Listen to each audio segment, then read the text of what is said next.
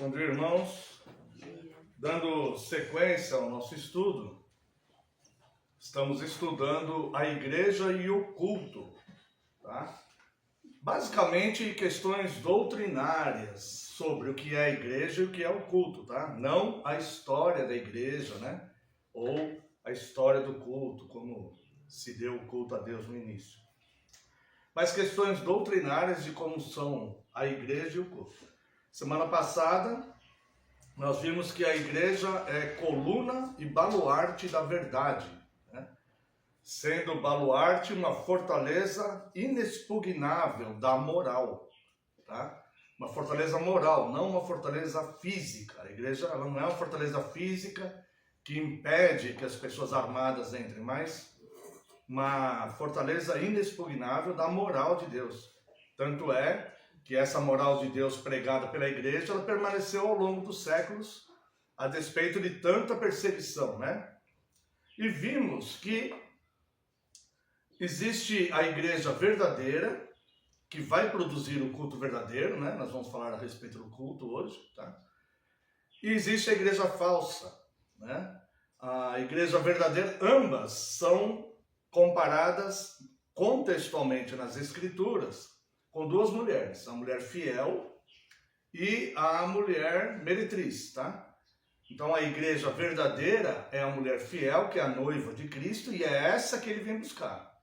A mulher fiel, né? Imaculada, tal, né? Perfeita.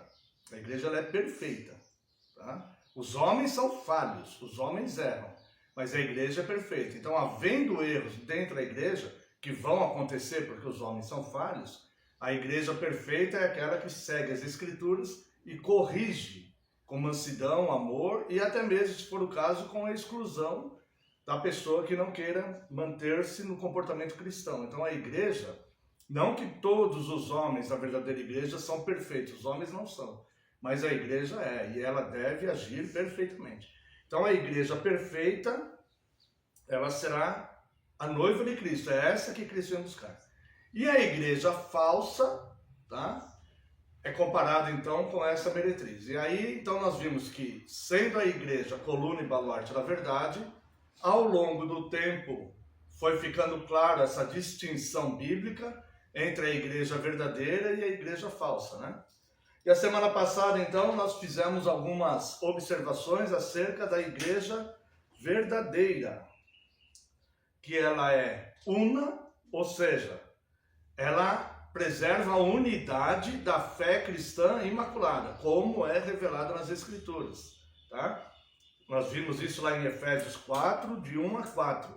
Os princípios elementares da fé cristã, eles são mantidos em qualquer lugar do mundo.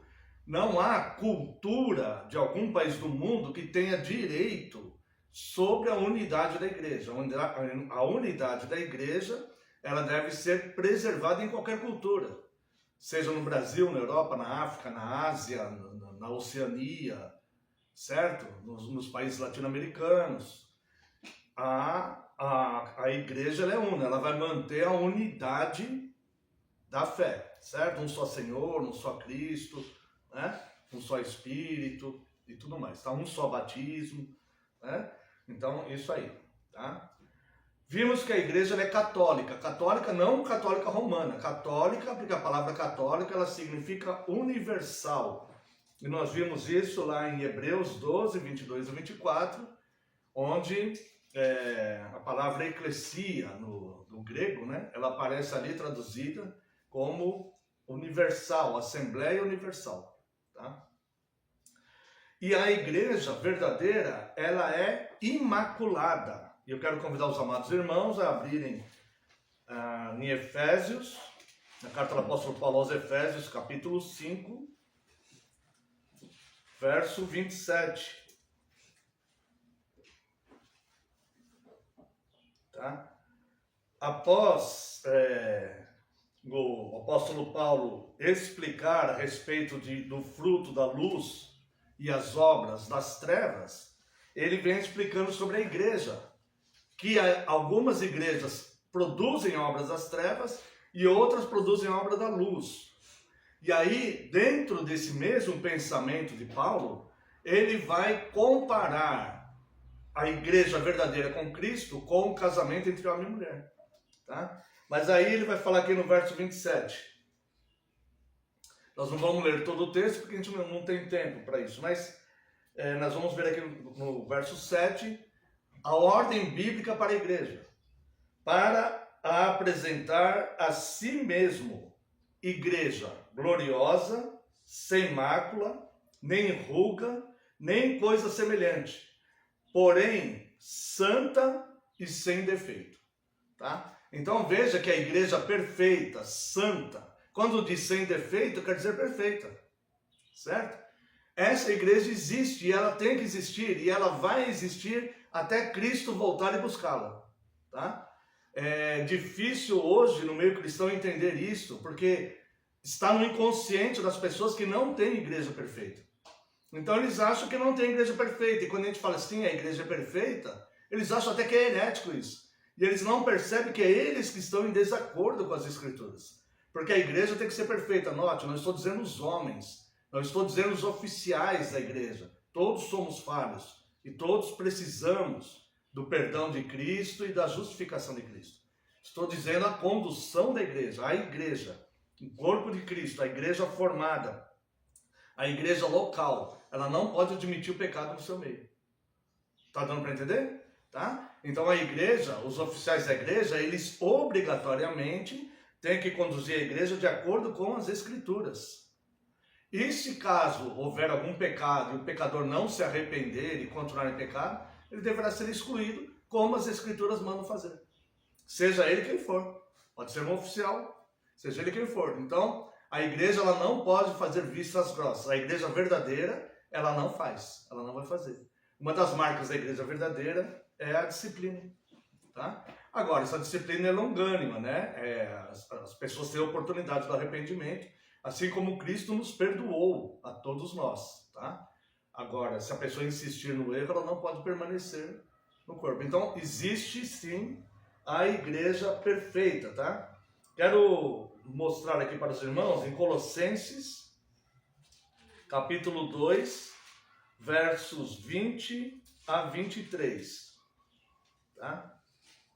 Note isto. Colossenses 2, versos 20 a 23. Se morrestes com Cristo para os rudimentos do mundo, porque como se vivesses no mundo, vos sujeitais a ordenanças. Não manuseis isto, não proves aquilo, não toques aquilo outro, segundo os preceitos e doutrinas de homens. É uma pergunta, por que faz isso? Segundo preceitos e doutrinas de homens. Pois todas estas coisas com o uso se destroem. Tais coisas com efeito têm aparência de sabedoria, como culto de si mesmo, e de falsa humildade, e de rigor ascético, tá? Um rigor de pureza. Todavia, não tem valor algum contra a sensualidade. Então, as igrejas que se prendem a essas doutrinas de homens, elas não têm poder contra a sensualidade, ou seja, diante das tentações caem, tá? E muitas vezes fazem vistas grossas e não querem escândalos, não querem que essa coisa passe e tal, e um abismo chama outro abismo, quando na verdade a coisa tem que ser corrigida na raiz. Só tira o pastor da igreja local, manda Isso. ele para um outro. Manda para outro. Mas o pecado vai junto com ele muitas vezes. Isso. Né? Porque não para, não cessa. Exatamente. Não vai cessar porque esse sistema, essa estrutura, ela não tem poder contra a sensualidade. Ela não tem poder. Essa estrutura aqui de falsa humildade, rigor ascético, doutrina de homens. É por isso que a gente tem que tomar muito cuidado com as denominações que pregam suas próprias tradições, em vez de pregar a Bíblia. São doutrinas de homens. Às vezes alguém criou aquilo com boa intenção. Com boa intenção. Achou que seria bom, mas nós temos que seguir as escrituras como ela é. Tá? Nem pôr nem tirar nada. Não pôr nem tirar uma letra daqui. Tá? Então, o que acontece? Existe, então, a observação do apóstolo Paulo que ele diz que a igreja julgará o mundo. Veja aqui, ó, 1 aos Coríntios, capítulo 6, nós estamos entendendo, antes de entrarmos no que é o culto, né? Entendendo que a igreja, o papel da igreja, o poder que Cristo deu para a igreja e a missão da igreja no mundo. De permanecer santa, imaculada e sem defeito até o noivo voltar. A igreja não pode se corromper com o mundo. 1 aos Coríntios 6, 1 a 15, 1 a 5. Aventura-se algum de vós, tendo questão contra outro, submetê-lo a juízo perante os injustos e não perante os santos? Lógico que o contexto aqui é outro, mas observe o que ele vai ensinar. Ou não sabeis que os santos hão de julgar o mundo? A igreja vai julgar o mundo. Tá? Ora, se o mundo deverá ser julgado por vós, sois acaso os indignos de julgar coisas mínimas? Então as coisas que acontecem na igreja devem ser julgadas na igreja e corrigidas de acordo com a palavra de Deus. Não sabeis que havemos de julgar os próprios anjos? Veja só. Tá? Quanto mais as coisas desta vida. Esse aqui é o poder que Cristo tem dado para a igreja.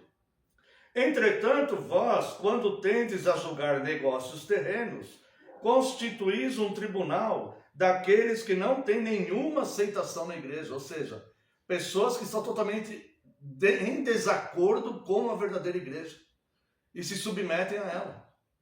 Isso não pode ser assim. É por isso que o cristão ele deve ter consciência e conhecimento bíblico, discernimento. Tá? Para a vergonha vou-lo digo, não há porventura nem ao menos um sábio entre vós que possa julgar no meio da irmandade? Ou seja, tem que ter pelo menos um com a sabedoria de Cristo para abrir a Bíblia e falar, irmãos, é aqui, ó. Se eles não aceitarem, é outro problema. Mas é aqui, ó. Tá? Essa aqui. Deu para entender então, irmãos? Então, a verdadeira igreja, ela é sem defeito, sem mácula. Tá? E esta igreja é a noiva que Cristo vem buscar. Tá? A igreja, ela vai julgar o mundo. Se a igreja quiser trazer o mundo para dentro de si, com a desculpa que é para manter jovens, ou que é para o culto ficar mais agradável, ou que é para não ficar chato, ou seja lá o que for, ela obviamente será condenada com o mundo. Porque a igreja teria que se condenar a si mesma. Porque ela vai condenar o mundo por causa dessas obras. Tá? Essa imoralidade e esses desvios de culto, profanações que acontecem nos cultos e outras coisas. Tá? Então a igreja ela não pode trazer o erro para dentro de si mesma, porque senão ela vai ter que condenar a si mesma. A verdadeira igreja vai condenar a igreja falsa. Tá? A igreja verdadeira ela vai condenar a igreja falsa. Embora no mundo a aparência da igreja verdadeira seja de fragilidade, porque obviamente ela é menor, né? Nós sabemos que o caminho da salvação é estreito e o caminho da perdição é largo, é amplo. De tudo isso nós estamos sendo alertados nas Escrituras. Tá? No entanto, essa igreja pequena é que vai herdar a terra. Não digo pequena de número, pode ser ter uma igreja fiel com muitos membros, não é isso que eu estou dizendo. Estou dizendo que a minoria, né, se somar todos juntos. Tá? A minoria que vai ser salva mesmo. Então, a igreja fiel é a minoria entre tantas denominações que hoje existem no mundo. Não é mais como no século XVI, que tinha a igreja desviada e a igreja corrigida. Tá? Então, dito isto, nós vamos começar a entender como que se deve fazer o culto. E como nós sabemos como que deve fazer o culto? Ora, se a igreja é a noiva de Cristo e ela tem o anseio de ser a noiva de Cristo e ir com o seu noivo, certo? Ser recebida pelo seu noivo quando o seu noivo chegar, obviamente ela vai querer aprender do seu noivo o que ela tem que fazer. E as Escrituras é que determinam como será o culto ou como não será o culto. Tá? Então não são as tradições que surgiram, né, após a terceira reforma. Né? Porque teve a primeira reforma de Lutero, a segunda reforma da Academia de Genebra, que completou a reforma que Lutero começou. Tá? Depois houveram outras reformas, a reforma anabatista, a reforma anglicana, mas elas fugiram dos preceitos bíblicos, né? Então, o que acontece? A igreja, entendendo a sua posição no mundo, que ela é a detentora da verdade, ela tem a obrigação de se manter na verdade. Qual é a verdade? Cristo e a sua palavra. Então ela examina a sua palavra para manter-se na verdade. Está ficando claro? Tá? Para que a igreja, então, nós sabemos que historicamente a igreja desviou, né? Cristo tem uma igreja só. A igreja desviou, né? E no século XVI houve a correção. Quando houve a correção da igreja, como eu falei agora há pouco, Martinho Lutero iniciou essa reforma, né? Teve os pré-reformadores antes, Lutero iniciou essa reforma, e a Academia de Genebra, então, um grupo de teólogos reunidos, eles codificaram, então, corrigiram todos os desvios, tá? E apresentaram, então, uma verdadeira teologia onde a Bíblia explica a Bíblia. Quando houve esse processo entre Lutero e a Segunda Reforma, tá? Surgiram dois conceitos acerca do culto, tá? Para corrigir o culto, a intenção era corrigir o culto. O conceito de Lutero é muito bom, é excelente, é verdadeiro, mas era incompleto. O conceito de Lutero era: nós não fazemos o que Deus proíbe. Esse é o conceito de Lutero, tá? Que é o que a maioria das denominações usam hoje, tá? Então, como que é o conceito de Lutero? Nós não fazemos o que Deus proíbe. Olha, se Deus proíbe fazer imagens da divindade, nós não vamos fazer. Mas ele é incompleto por quê? Deus não proíbe, por exemplo, de andar de patins, como eu sempre falo, né? Eu uso esse exemplo, vou continuar usando. Deus não proíbe andar de patins no culto. Então o conceito de Lutero, Deus proíbe fazer imagem da divindade. Mas Deus não proíbe de andar de patins no culto. Então vão todo mundo andar de patins. Deus não proíbe vir de short no culto. Sei lá, coisa assim. Tá? Então é incompleto. Tá? Na Academia de Genebra, eles completaram toda a correção da igreja, questões doutrinárias, comportamentais e litúrgicas, tá? Envolvendo sacramentos, envolvendo doutrina, envolvendo tudo, tá? E eles completaram o conceito de Lutero, que era bom, mas era incompleto. Então o conceito de Lutero: nós não fazemos o que Deus proíbe. O conceito da Academia de Genebra, que ficou para a igreja não se desviar mais. Por isso que foi feito isso, tá? Para a igreja não se desviar mais, porque eles sentiram na pele toda a tragédia que foi o desvio da igreja. Inclusive de guerras e muito sangue derramado, inquisição e tantas outras coisas. E aí, então, eles completaram o conceito de Lutero. O conceito de Lutero: nós não fazemos o que Deus proíbe. O conceito da Academia de Genebra: nós não fazemos o que Deus proíbe e só fazemos o que Deus ordena. Então, esse é o conceito que a igreja deve se pautar para que ela não desvie novamente. E nós que estamos no século XXI, nós vemos que as denominações que começam às vezes até sem saber, seguir o conceito de Lutero, elas se perderam também. Porque desviaram, porque a conta tem que fechar. Tá? A correção, ela deve ser blindada para se manter fiel. Então nós não fazemos o que Deus proíbe e só fazemos o que Deus manda. Então Deus proíbe fazer imagens da divindade? Proíbe, então nós não fazemos isso. Tá? Deus manda nós respondermos a Ele com salmos? Manda, então nós vamos fazer isso. Certo? E assim com todos os outros itens de culto, todos os outros. Tudo bem até aqui? Temos alguma dúvida? Se tiver dúvida, os irmãos podem mencionar. A questão, irmãos, não é que nós queremos ser chatos, né? Com irmãos que estão em outras denominações, mas nós temos a obrigação de nos mantermos fiéis às Escrituras, né? E nós falamos e ensinamos, tá? Não podemos obrigar, nem temos esse poder de obrigar as pessoas a aceitarem.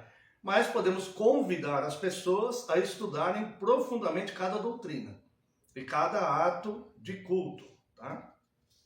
Então eu vou apresentar aos irmãos, nós temos aqui alguns minutos, vou apresentar aos irmãos alguns itens de culto, tá?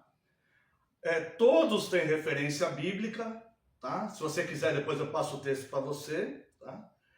No vídeo, na descrição lá, eu vou colocar todas as referências bíblicas de todos os atos de culto, o que pode e o que não pode. Não depende de nós escolhermos. Depende de nós sermos obedientes ou desobedientes ao prestarmos o culto a Deus. Nós queremos ser obedientes, tá? Então aqui vai estar os atos de culto, tá? Não vai dar tempo de terminar hoje. Alguns versículos eu não vou ler por questão de tempo, tá? Mas alguns eu vou ler para que os irmãos vejam, tá? Então um culto verdadeiro a Deus é somente aquele que Deus pede e recebe. Não existe um outro caminho, tá? Nós vemos lá no capítulo 1 de Isaías que Deus rejeita o falso culto, tá? E várias outras passagens, Deus fala, eu rejeito esse culto. Eu rejeito. Nem os louvores dos seus lábios eu quero aceitar. E parece palavras duras, né? Mas por que Deus faz isso? Porque Deus mostrou como que Ele quer o culto, tá? Então, como que Deus quer o culto? Então, o verdadeiro culto a Deus é somente aquele que Deus pede e recebe. Por isso, um culto criado na imaginação humana não reflete nem representa o culto exigido por Deus. Portanto, não deverá ser praticado, por melhor que sejam as intenções das pessoas. Convido os amados irmãos a ver aqui em Deuteronômio, capítulo 12, verso 8. Deuteronômio, verso 8.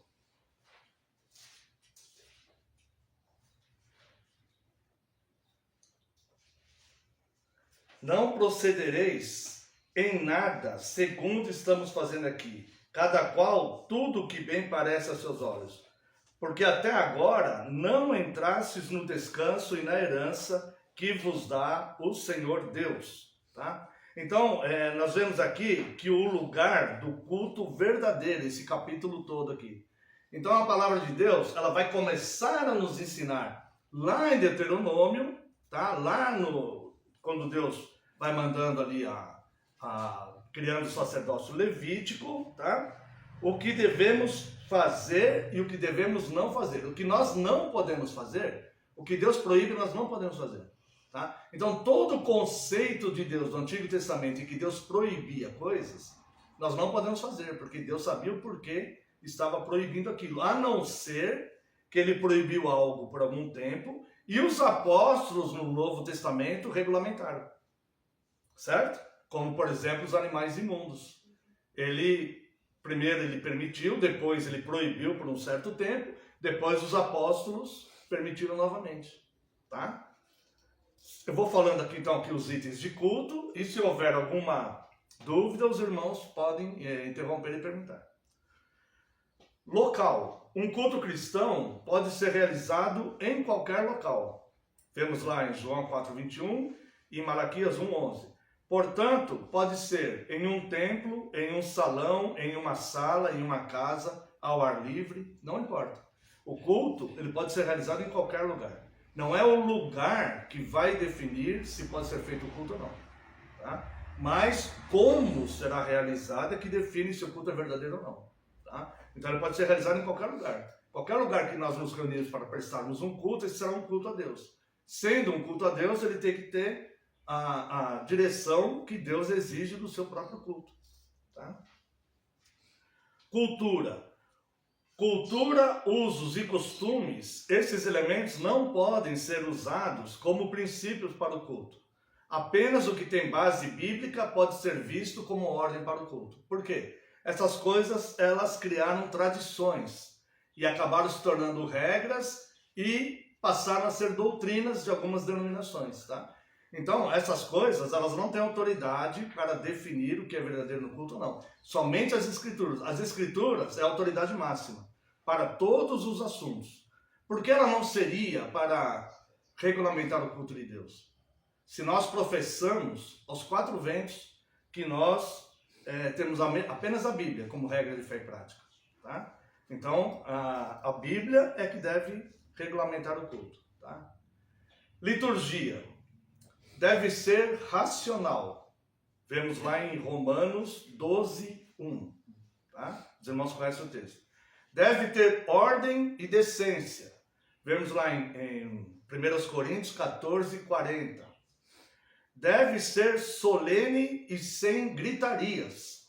Observe aqui em Efésios 4:31 que Deus detesta gritaria. Deus não aceita gritaria. Vamos ver aqui, ó, Efésios 4:31.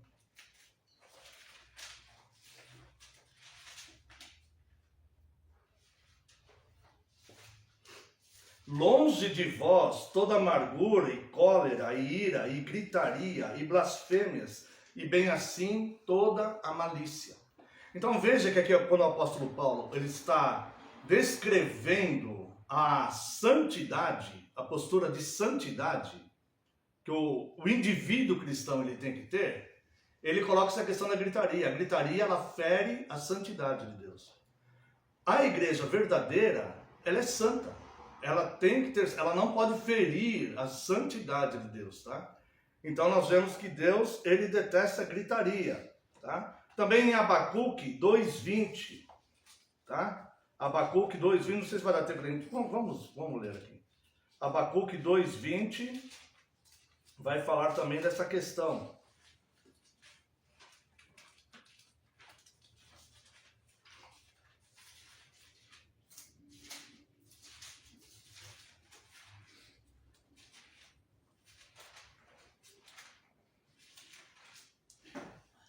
O Senhor, porém, está no seu santo templo, cale-se diante dele toda a terra. Então, não há motivos de gritaria. Louvor a Deus é proclamar e agradecer pelo que Deus faz. Tá? Esse é louvor a Deus. Tá bom? E também Eclesiastes 5, né? Eclesiastes 5 também? 5:1 fala, guarda o teu pé quando entrares na casa do teu Deus. Isso, verdade. Então quer dizer, não tem que ter pula-pula e vai para cá e vai para lá. Não, Exatamente. tem que guardar o pé quando entrar na casa do Deus. Sim. Tá?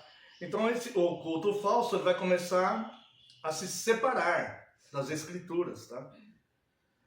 O culto deve ser agradável, com reverência e santo temor. Está lá em Hebreus 12:28. Vamos ver se dá tempo. Tá? Hebreus 12:28.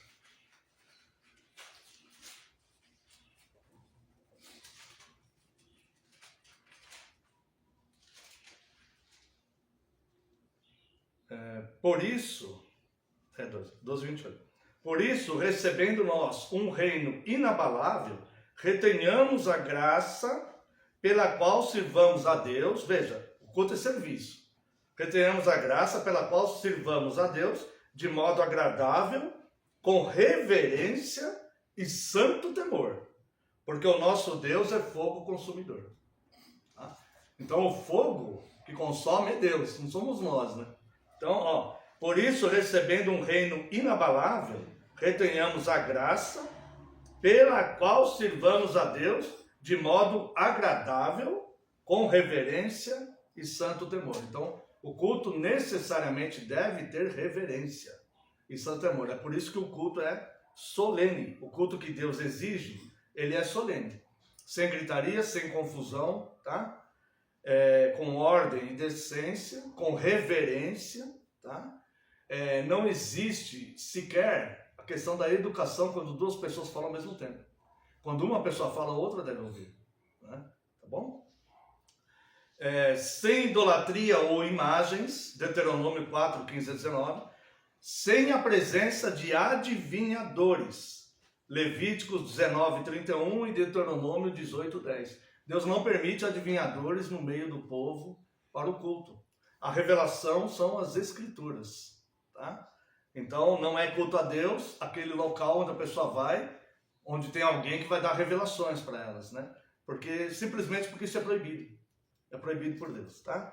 Sem nenhum tipo de confusão. 1 Coríntios 14, 32, 33. O Espírito Santo, ele não toma ninguém e o faz rodar, cair ou gritar, tá? A ação do Espírito Santo, segundo as Escrituras, é convencer do pecado, da justiça e do juízo. E o fruto do Espírito Santo é descrito em Gálatas 5:22, onde fala que é domínio próprio. É uma parte do fruto do Espírito, tá? Mansidão, domínio próprio, alegria. Então, o Espírito ele não vai agir contra a sua própria natureza, fazendo as pessoas rodando, caindo.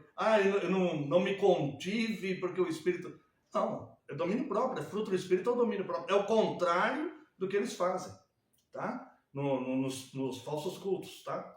Então, o poder que ele nos concede, que o Espírito Santo nos concede, é o dom da fé e de evangelizar para sermos testemunhas do mundo. Atos 1:8 diz isso.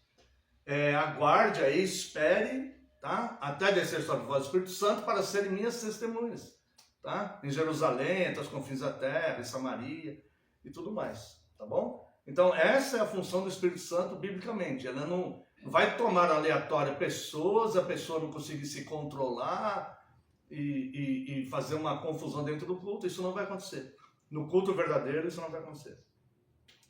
O culto cristão, e se acontecer, isso tem que ser impedido, porque essa pessoa não está agindo de acordo com a determinação de Deus para o culto. O culto cristão deve ser apenas bíblico e não sofrer influência de outros cultos, ritos ou cerimônias, nem crenças, nem hábitos diferentes ao que o próprio Deus ordenou em sua palavra, tá? Então aqui tem Deuteronômio 18:9, Gálatas 3:1-5, tá? E também nada pode ser acrescentado nem diminuído. Deuteronômio, voltando ao capítulo 12, quando ele vai descrever o culto, né?